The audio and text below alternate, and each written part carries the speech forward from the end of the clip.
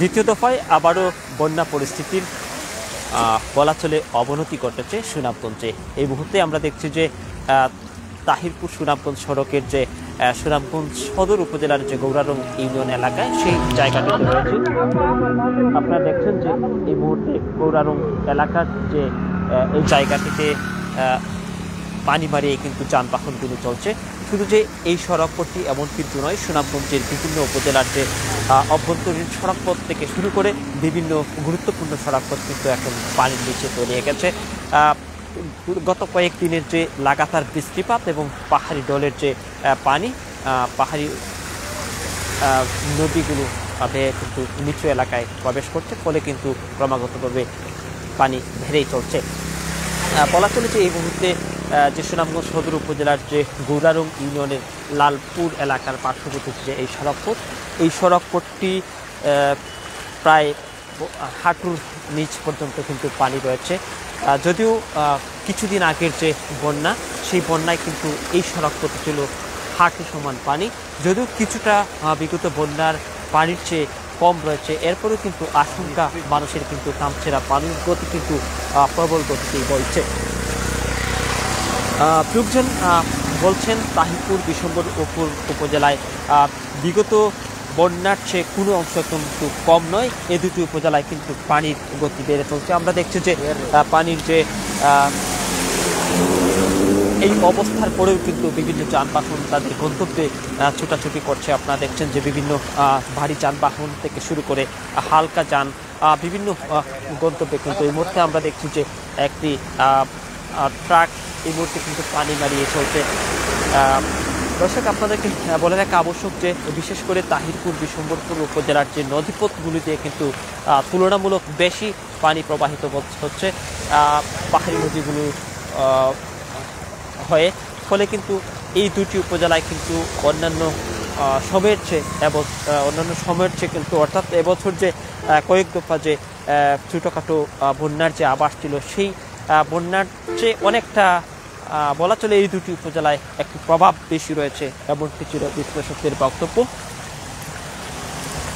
যদিও গত রাতে বৃষ্টি হয়েছিল, রাতে কিন্তু ততটা পানি বাড়েনি, তবে আজকে সকালটা থেকে কিন্তু বৃষ্টির পানি প্রবল গতিতে বাড়ছে, ফলে তাহিরপুর বিশম্বরপুর উপজেলার সড়ক যোগাযোগ বিচ্ছিন্ন হয়েছে। শক্তেরখোলা দুর্গাপুর এলাকার যে বেশ কিছু জায়গা, এই সড়কপথটি যদিও এখন উপযোগী, চলাচল উপযোগী রয়েছে, তবে অনেকটা কষ্টেই কিন্তু তারা যাতায়াত করছেন। আমরা একটু কথা বলতে চাই যে এইখানে আপনারা দেখছেন যে গাড়ি আসলে থামানোর কোনো উপক্রম নেই। কোন জায়গা থেকে আসছেন আপনারা? আমি আসছি সুনামগঞ্জ থেকে। ভাই, যাতায়াত করছেন? খুব কষ্টে যাতায়াত হচ্ছে, কারণ গাড়ির ভিতরে পানি ডুবে গেলে পানি ব্যাটারিগুলো নষ্ট হয়ে যায়, মোটর নষ্ট হয়ে যায়। ওটার মোটরের দাম প্রায় 20,000 টাকা বর্তমানে এখন আছে।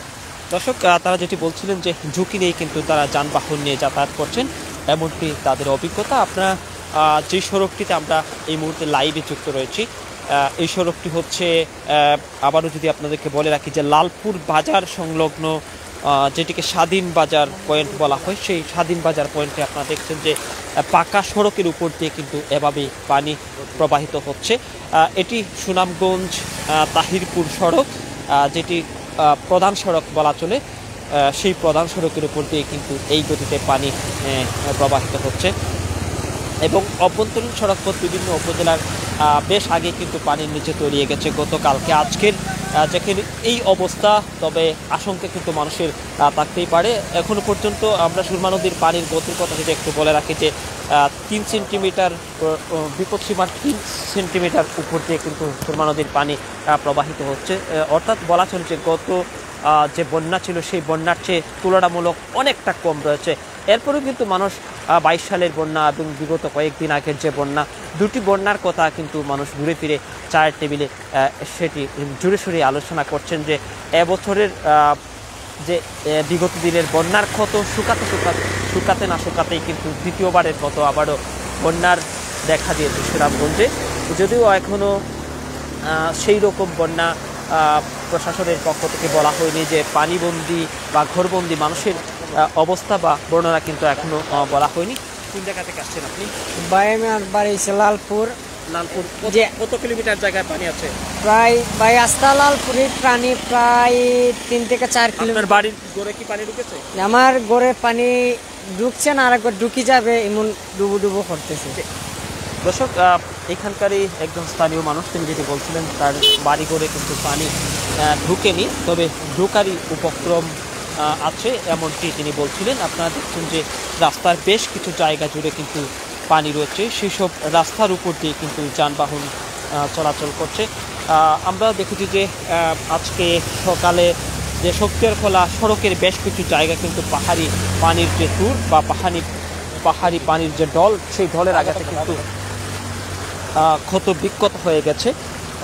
বলা চলে যে এই সড়ক পথটি কিন্তু ঝুঁকিতে রয়েছে, যদিও মাত্র কিছুদিন আগে এই সড়ক পথটি মেরামত করা হয়েছে। এই সড়কটিও কিন্তু ঝুঁকির মুখে রয়েছে, কারণ পানির যে ট্যুর সেটি কিন্তু নিচের দিকে যে একেবারে অনেকটা গহীন করে মাটি সরেই কিন্তু পানি প্রবাহিত হচ্ছে। তবে নিচু এলাকার, আমরা যদি সুনামগঞ্জের যে নিচু এলাকায় যে বন্যা পরিস্থিতির বিষয়ে খোঁজখবর জানতে পেরেছি প্রশাসনিক সূত্র থেকে, প্রশাসনিক সূত্র যেটি বলছে যে একেবারে নিচু এলাকায় যাদের ঘরবাড়ি রয়েছে, যাদের ঘরবাড়িতে পানি ঢুকেছে, তারা কিন্তু আশ্রয় কেন্দ্র অবস্থান করছে, এবং যারা উঁচু এলাকাতে অনেকটা তুলনামূলক বসবাস করছে তাদের ঘরে কিন্তু এখনও পানি ঢুকেনি, এবং তারা কিন্তু তাদের নিজ বসত ঘরেই বসবাস করছেন। তবে গোখাদ্যের ব্যবস্থা কিন্তু অনেকটা কঠিন হয়ে গেছে, কারণ যে বিভিন্ন মাঠ রয়েছে, বিভিন্ন পতিত জায়গা রয়েছে, সবগুলোই কিন্তু এখন পানির নিচে তলিয়ে গেছে, এবং অনেক মানুষ কিন্তু বেকার হয়ে পড়েছেন, যারা বিভিন্ন নদী কিংবা কৃষি জমিতে কাজ করেন। সেসব নদীগুলোতে কিন্তু বালুমহাল বিশেষ করে সেসব মহাল কিন্তু বন্ধ রয়েছে, এবং যে কৃষি জমি বা অন্যান্য যে কৃষিকাজ রয়েছে সবগুলোই কিন্তু বন্ধ রয়েছে। যানবাহন যদিও ঘুরিয়ে ঘুরিয়ে চলছে, তবে সব জায়গায় কিন্তু যানবাহন চলাচল উপযোগী না থাকে, কিন্তু সবগুলো যানবাহন শ্রমিকরা কিন্তু আসলে কাজ পাচ্ছেন না, এমনটাও ছিল বিভিন্ন শ্রমিকদের অভিযোগ। দর্শক, আপনাদেরকে আর একটু কিছু বলে রাখতে চাই যে এখনো পর্যন্ত কিন্তু আশঙ্কাজনক কোনো খবর আমরা পাইনি, তবে পরবর্তীতে আপডেট তথ্য জানাবার জন্য আমরা চেষ্টা করব। আমরা সুনামগঞ্জের যে বিভিন্ন অঞ্চল রয়েছে সেসব এলাকায় সুনামগঞ্জ লাইভের মাধ্যমে আপনাদেরকে বন্যা পরিস্থিতির খবর জানাবার জন্য চেষ্টা করব। এই মুহূর্তে আমরা আরও একবার বলে রাখতেছি যে আমরা লালপুর এলাকায় অবস্থান করছি। লালপুর এলাকার যে সড়ক পথটিতে প্রায় বলা চলে যে 1 ফিট কিংবা 1.5 ফিট কোনো কোনো জায়গায় ব্যবধানে পানি প্রবাহিত হচ্ছে।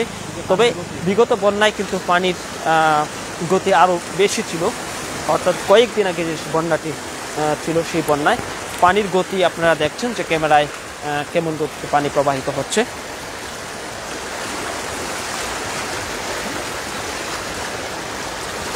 সাথে ছিলাম আমি হাসান বশির, ক্যামেরায় ছিলেন মোহাম্মদ কবির হোসেন। পরবর্তী বন্যা পরিস্থিতির খবর জানতে অবশ্যই সুনামগঞ্জ লাইভ এ সংযুক্ত থাকবেন, কমেন্ট করে জানাবেন কোন এলাকার কী পরিস্থিতি, এবং অন্তত ভিডিওতে একটি লাইক দিবেন। পরবর্তী ভিডিও পেতে আমাদের সঙ্গেই থাকবেন। ভালো থাকবেন, আল্লাহ হাফেজ।